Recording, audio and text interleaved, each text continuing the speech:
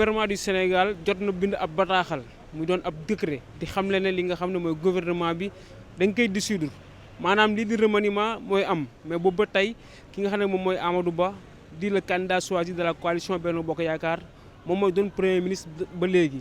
de l'autre côté fe nga xam ne moom mooy cour suprême démb ñu ngi doon amal li nga xam ne moom mooy ab recours bi nga xam ne avocat Ousmane Sonko yi jotoon nañu kaa dugal pour mbir lu ñeel wàllu parrainage ak fiche bi nga xam ne Ousmane Sonko demoon na pour récupérer ko ak nga xam ne mooy mandataire bi Ayib Daffé loolu yëpp lañ leen tënkal pour waxtaan ak li nga xam ne ñooy sénégalais yi seen i kaddu ak li nga xam ne mooy seen choix ak décision bi nga xam ne nañ seen xalaat ci yëf yi.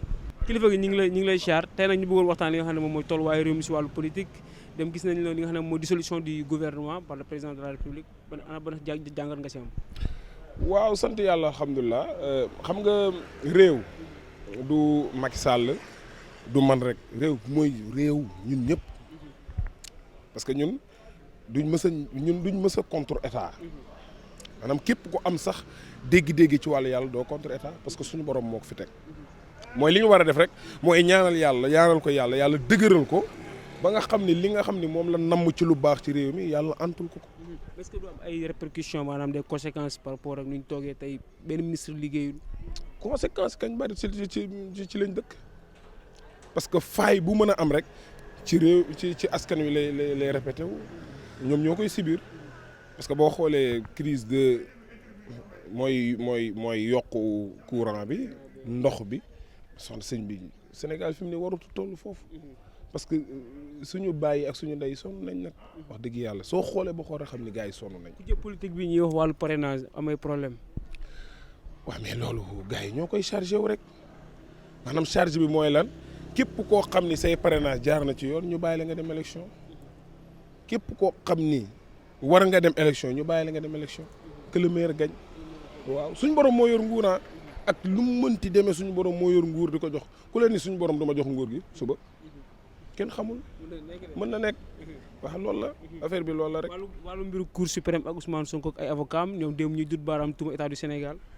waa man nag yooyu du ma ci dugg parce que maîtriser wu ma ko lu ma maîtriser wu lu ma ci dugg Ousmane Sonko daal nit la sénégalais la jaamu yàlla la ñu ngi koy ñaanal jàmm ak salaam loolu mbiru constitution la ak mbiru état ak yooyu du ma ci dugg mais dañ koy ñaanal jàmm nag ak salaam. parce que yéene wuñu sa mbokku jullit nit sax même su ngeen bokkul dina doo ko yéene kaso ñun yéene wuñ ko kaso dañ koy ñaan yàlla na ko yàlla génne foofu ba mu dellu ci ay njabootam. loolu waa ndaw yi mooy ñu gën a góorgóorlu sonn nañ nag parce que ñun suñu ndaw yi nii boo leen xoolee xam ne ay liggéeykat lañ man soo doxee ci circulation bi xool booy yi yor gerte ñiy yor ay affaires ñiy yor ay affaires ndaw yi kenn bañu ci liggéey dañu gisul lu ñu liggéey. financement yi dañu gisul dara lu ñu war a liggéey boo yi jël yoonu nekk roog waaye ñiy jël gaal gi dama ci blâmer kenn. xamoo li ñuy dund.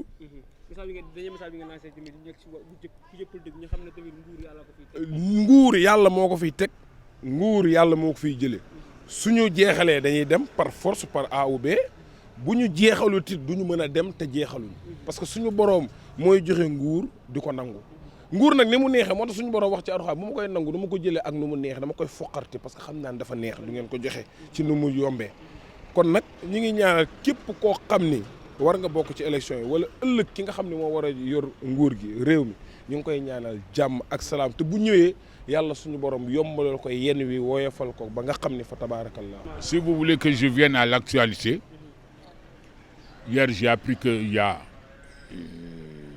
changement du gouvernement.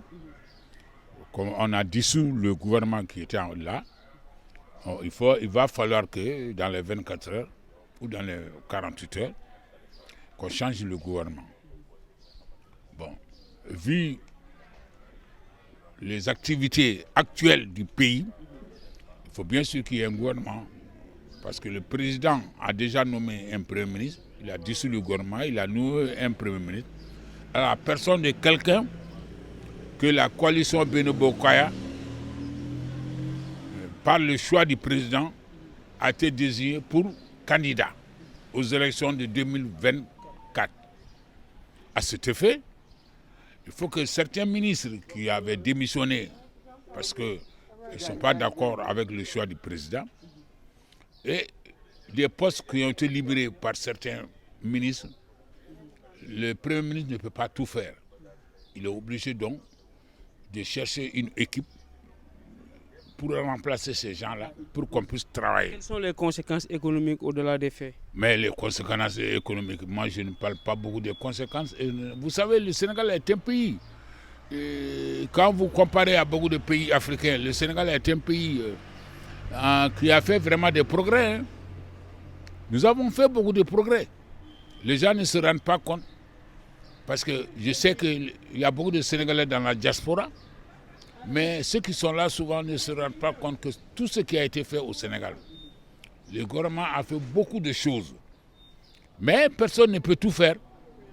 Il y a des problèmes qu'on résout, d'autres vont venir résoudre les autres problèmes, etc. etc. C'est ça la vie.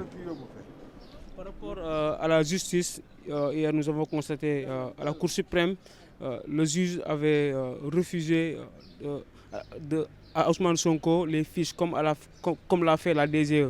Oui, mais écoutez, un pays qui fonctionne normalement, il faut qu'il y ait une justice.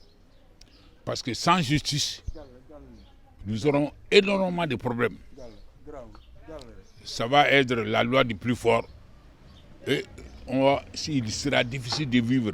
Donc il faut qu'il y ait une justice. Cette justice-là, aujourd'hui, ils ont décidé cela.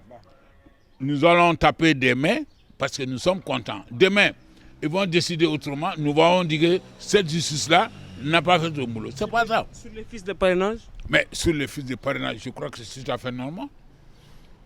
L'intéressé, à savoir M. Sonko, son parti d'abord PASTEF a été dissous par un décret présidentiel. Deuxièmement, M. Sonko est condamné. Quelqu'un qui est condamné, la loi dit que tu ne peux pas être candidat et tu ne peux pas être éligible et électeur. Voilà le problème. Sonko a été condamné par contumace. Il s'agit de la justice politique qui s'est appliquée. Bonne justice politique. C'est vous qui voyez que c'est une justice politique. Moi, en tant que citoyen, pour moi, ce n'est pas une justice politique. C'est une justice normale. Quand la justice juge en ta faveur, toi, tu vas dire c'est bon. Quand il juge à ton défaveur, tu vas dire que la justice n'est pas bonne. Mais ayons confiance à la justice, pas sans justice. Mais un match de football, on ne peut pas le jouer sans arbitre.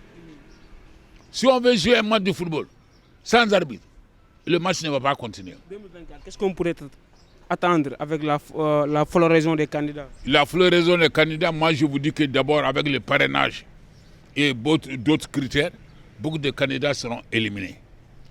Il paraît qu'ils sont à 200 candidats. Mais je vous dis que après le parrainage, vous allez voir beaucoup de candidats seront éliminés. Parce que les critères que vous voyez là, les critères qu'on a donnés là, c'est pas facile de remplir ces critères-là. Est-ce que vous savez que si toi et moi, nous sommes candidats, si tu manques de parrainage, moi j'en ai, je peux te donner mes parrainages. Comme dans le temps, le professeur Amsatou Sidibé a fait avec Pape Djibril Fall. On ne peut plus faire ça. C'est-à-dire personne ne peut te donner son parrainage. Si tu n'en as pas, tu es cuit, c'est fini. Seulement les citoyens. Merci beaucoup. Je suis vraiment content que vous m'interviewiez comme ça. Ça m'avertit. Mais je donne mon opinion. Il faut qu'on comprenne que le Sénégal est un pays de paix. Un pays qu'il faut respecter. Un pays musulman. Un pays catholique. Vous savez, ce que nous avons dans notre pays, il n'y en a pas ailleurs. C'est moi qui vous le dis. Moi, je suis d'origine bambara, malienne. Je suis un intellectuel parce que j'ai fait l'université et tout. Donc, je vous dis là, l'espérance, j'ai fait beaucoup de pays africains.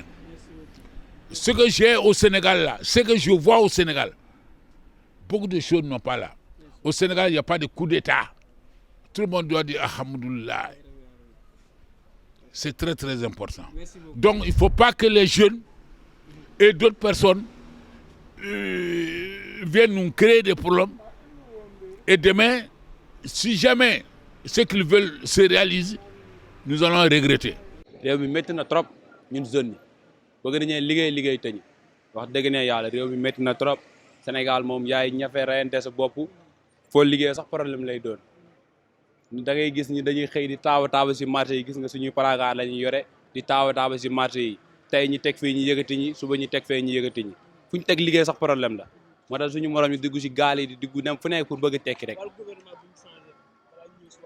wàllu kan. Peut-être Sénégalais ñoom loolu lañ gis nañ ko changé ba xam beneen solution beneen changement dina amam de ñu changé ko ba xam peut-être man wàllu gouvernement moom côté yi moom bëggu ma si sori waaw wàllu gouvernement moom bëggu ma si sori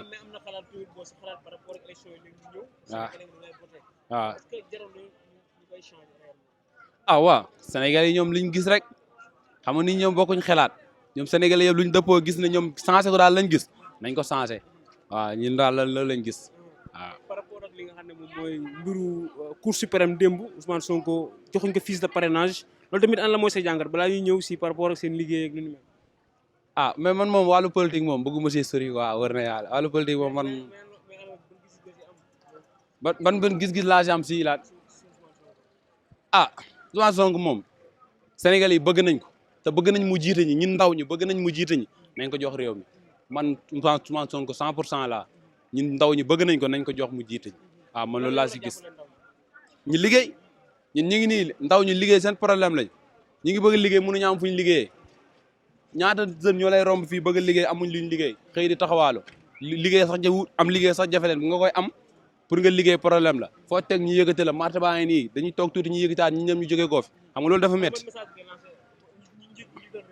ban message nga koy lancé. président Macky mu dimbale ñun jeunes yi sonn nañ trop ñu ngi fii di jël gaal gi di génn réew mi di dem bitim réew xam nga loolu dafa métti nañu geesu te jël ñu ay usine ay entreprise lépp ñun mën a dem liggéey ñun ndaw ñi dafa métti trop même président nañu geesu ñu dimbale ñun ndaw ñu ngi nii di taaba si ñu placard yi ñu ne si marché yi xam nga loolu dafa métti nañuy dimbale loolu laa laam lu ma koy conseillé. booy yi nga xam ne ñoo nekk si prison yi Sénégal tamit ana loo si wax.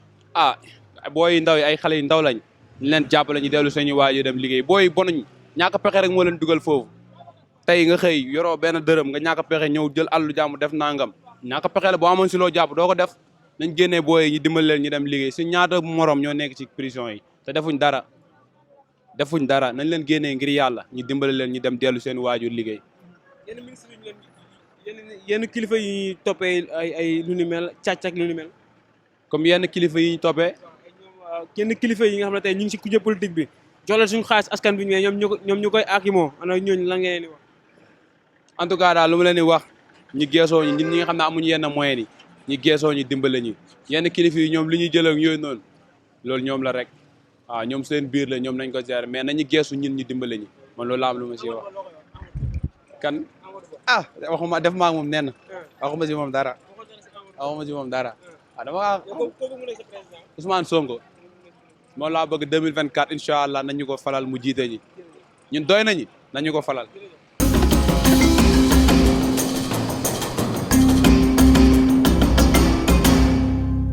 jaajëf.